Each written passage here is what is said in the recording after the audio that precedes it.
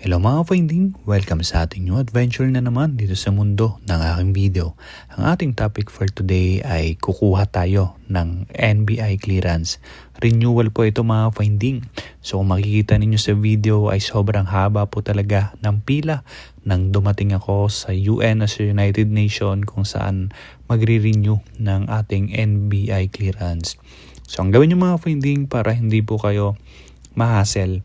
Kasi yung pila po na to ay ito po yung mga hindi nakapag-online bago sila kumuha ng kanilang panibagong NBI. So ang advice ko sa inyo mga finding, gawin nyo na mas maaga bago kayo pumunta sa renewal or sa araw mismo kung kailan kayo kukuha ng inyong NBI clearance ay kailangan makapag-online kayo ahead of time. Kaya para maiwasan po ninyo yung ganitong klaseng pila. So yung nakikita po ninyo sa video, yung pila po na yan ay para po yan sa mga mag-online para makakuha sila ng appointment at makakuha ng kanilang panibagong NBI. So dito mga findings sa video na to ay ipapakita ko sa inyo step by step para hindi kayo mahirapan kung paano ba kayo mag-online para makakuha kayo ng panibagong NBI.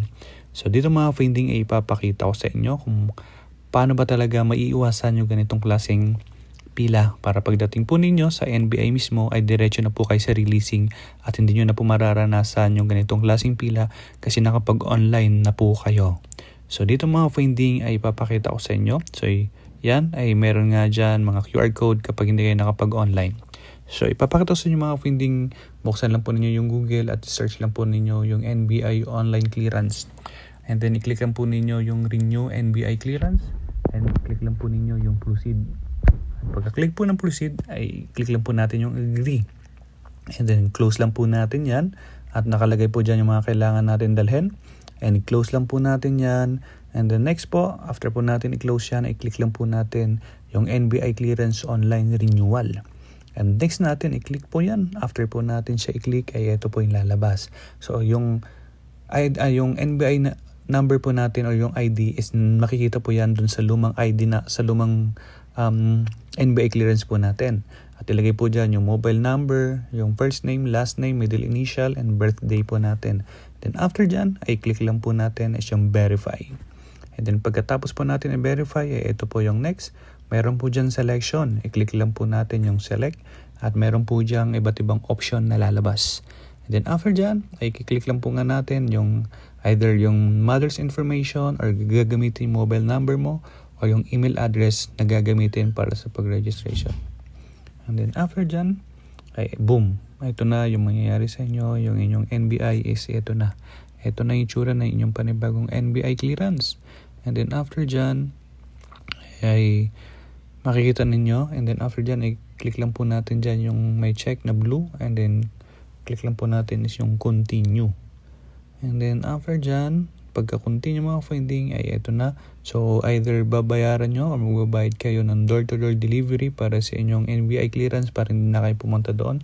Or i-click lang ninyo iba pang paraan para makuha ang inyong NBI clearance. So i-click lang po ninyo yan. And then after po natin siyang i-click mga finding ay ito na yung next. So meron dyang door-to-door kung gusto po ninyo delivery sa bahay po ninyo or gusto nyo rin po for pick-up. So kung for pick-up, i-click lang po natin yan. Or yung for door-to-door, i-click po ninyo. And ngayon mga finding, i-click lang po natin yung pay. Para magbayad na po tayo ng ating panibagong NBI clearance. And then after dyan, ay meron nga option dyan. So yung ating option nga ay for pick-up. So pupuntahan ko sa mismong UN sa Manila, yung aking NBI clearance. And click lang po natin is yung pay. And then after po natin i-click yung pay, ay ito na po yung next mga finding. So babayaran po natin siya. Ang halaga po nito is 130 pesos. Pero may additional charge na 30 pesos sa mga GCash, Bayad Center, sa EasyPay at sa Bayad Center. At ang total po niyan is nasa 160 pesos. Kasi nga may charge. And then yan. So yan yung mga partners natin or sa NBI na kailangan natin bayaran. And then after nyan, i-click lang po natin is yung proceed to payment. So pag nakapag-proceed na tayo sa payment mga finding, ay aside from that ay makukuha na rin natin yung ating reference number. So yung reference number mga finding ay kailangan mabayaran yan within 24 hours. Kasi kapag hindi mo na siya nabayaran within 24 hours ay maglalaps yan at magbubuka na naman ng panibagong appointment. So yun ang mga findings. Sana ay nakatulong itong aking munting adventure para sa mga magre-renew through online ng kanilang NBI para hindi na kayo ma-hassle pagdating mismo sa main branch sa United Nations ay hindi ninyo maranasan yung ganitong klaseng pila kasi ito po yung mga hindi po nakapag-online bago po mag-renew ng kanilang mga NBI. So kung ikaw ay nakapag-transaction online at gusto mag-renew ng inyong NBI through online ay hindi na kayo makakaranas ng ganitong klaseng kahaba ng pila. Diretso na po kayo sa releasing and boom ay makukuha na po ninyo kagad yung inyong bagong NBI clearance. Yun lang mga finding. Bye-bye!